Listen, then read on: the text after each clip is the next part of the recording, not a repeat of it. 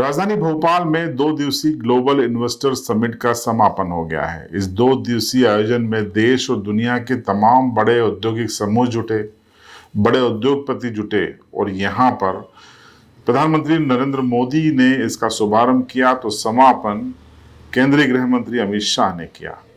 इस अवसर पर मध्य प्रदेश को इन दोनों नेताओं ने के साथ साथ मुख्यमंत्री ने निवेश के लिए एक बेहतर जगह बताया। मोदी ने अपना फिर से वही नारा दिया कि यही समय है और सही समय है।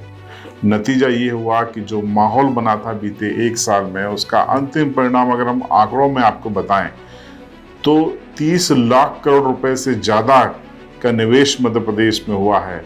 इसमें करीब 21 लाख से ज़्यादा रोजगार मध्य प्रदेश में पैदा होंगे और स्थानीय युवाओं को रोजगार मिलेगा, जिससे मध्य प्रदेश देश के विकास का एक इंजन बन सकेगा।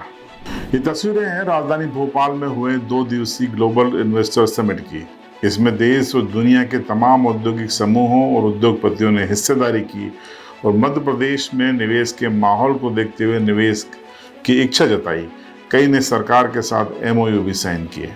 दिलचस्प बात यह रही कि मुख्यमंत्री ने सभी को आश्वस्त किया कि सरकार और उनके अधिकारी हर प्रोजेक्ट पर 1 to 1 निगाह रखेंगे।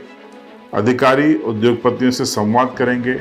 मुख्य सचिव ने यहाँ तक कहा कि उनके अधिकारी अब उद्योगपतियों को अफसरों के पीछे नहीं भागना पड़ेगा, अफसर उद्योगपति के पीछे रहेंगे कि बताइए साहब क्या करना है। पर्याप्त लैंड बैंक, पर्याप्त लेबर फोर्स के साथ साथ सिंगल विंडो सिस्टम और 10 अनुमतियों पर ही पूरा निवेश को सीमित कर दिया गया है। इसको देखते हुए उद्योगपतियों के लिए मध्य प्रदेश सबसे प्रिय डेस्टिनेशन बन गया है। आपको हम बताते हैं कि किस क्षेत्र में कितना निवेश आने जा रहा है। देखिए, तो ग्लोबल समिट 2025 में जो निवेश प्रस्ताव मिले हैं उसमें नवीन एवं नवीनीकरण ऊर्जा विभाग को 5.72 लाख करोड़ रुपए का निवेश प्रस्तावित हुआ है।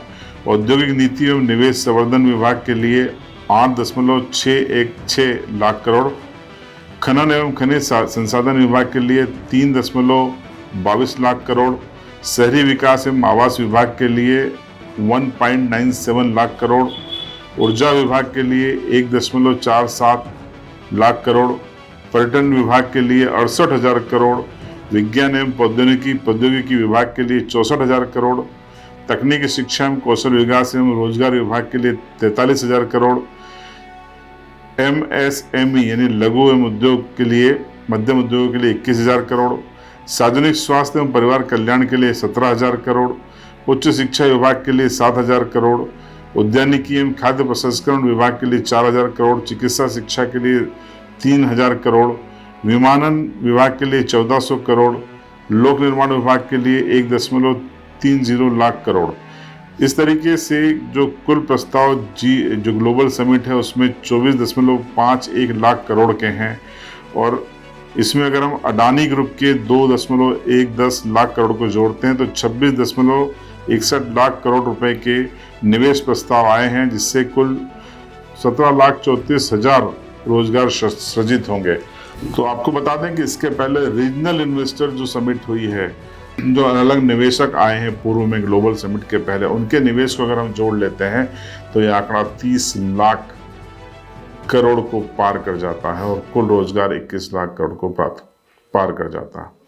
आपको सुनाते हैं मुख्यमंत्री मोहन यादव और गृह मंत्री अमित शाह के साथ एक बार फिर से प्रधानमंत्री नरेंद्र मोदी का ये बयान। मैंने लाल किले से कहा है, यही समय है, सही समय है। आपके लिए MP में इन्वेस्टमेंट करने और इन्वेस्टमेंट बढ़ाने का भी यही सही समय है। एक बार फिर आप सभी को बहुत बहुत शुभकामनाएं, बहुत बहुत धन्यवाद। मित्रों, मोदी जी के 10 साल के शासन में भारतीय अर्थव्यवस्था 10वें क्रमांक से छलांग लगाकर 5वें क्रमांक पर आई है और मुझे विश्वास है 2027 में हम विश्व की 3रे नंबर की अर्थव्यवस्था बनकर आगे बढ़ेंगे। फॉरेक्स रिजर्व हमारा 2 गुना हुआ है, GDP 2 गुना हो चुका है और प्रति व्यक्ति आय भी 10 साल में 2 गुना हुई है। मगर मैं बड़े विश्वास के साथ मध्य प्रदेश और देश के लोगों को बताना चाहता हूं कि ये 10 साल में हमने एक बहुत बड़ी बुलंद इमारत की नींव डालने का काम किया है। ये जो नींव डली है उस पर आने वाले 10 साल में भारत के विकास के कई नए आयाम गढ़े जाएंगे, क्योंकि इसके लिए ढेर सारे सुधार मोदी जी के नेतृत्व में हुए हैं। मैं ग्लोबल इन्वेस्टर समिट में ऊर्जा, आईटी, खनन, पर्यटन, स्टार्टअप, शहरी विकास के विभिन्न प्रकार के ऐतिहासिक समझौतों के बारे में बताना चाहूंगा और इस आधार पर मध्य प्रदेश में निवेशकों का जो विश्वास बढ़ा है, मुझे इस बात की प्रसन्नता है यशस्वी गृह मंत्री जी की मौजूदगी में, जब हम कल यशस्वी प्रधानमंत्री के माध्यम से पहले दिन का समापन कर रहे थे तो लगभग हमारे पास 22,50,000 करोड़ के निवेश के कल आंकड़े की यहां घोषणा की गई थी।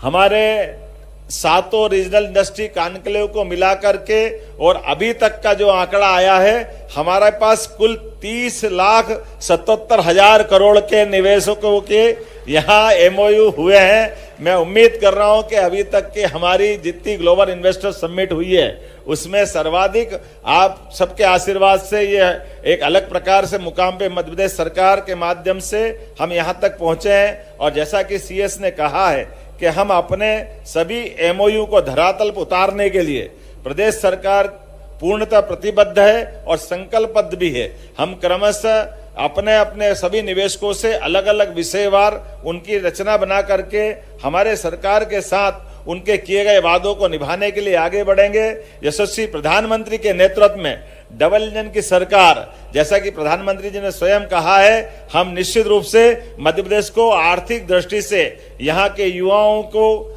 यहाँ के किसानों को, महिलाओं को, हमारे अपने सभी प्रकार के अपने इस क्षेत्र की संभावना वाले लोगों को लेकर के मध्य प्रदेश सरकार अपने इस अभियान में खासकर उद्योग और रोजगार वर्ष में निश्चित रूप से अपने मध्य प्रदेश को सबसे सशक्त राज्यों की कतार में खड़ा करेगी।